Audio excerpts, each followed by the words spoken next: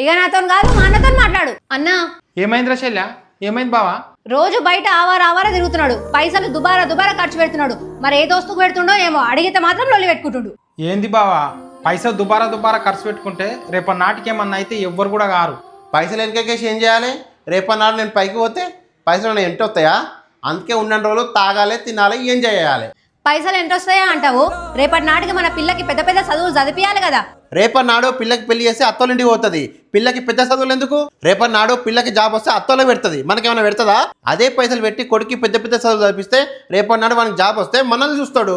అదేంది అట్లా మాట్లాడుతున్నావు? పిల్లకు పెళ్లి చేసి ఇచ్చినాక మొగడు లంగెళ్తాడో సంసారం వెళ్తాడో తెలియదు.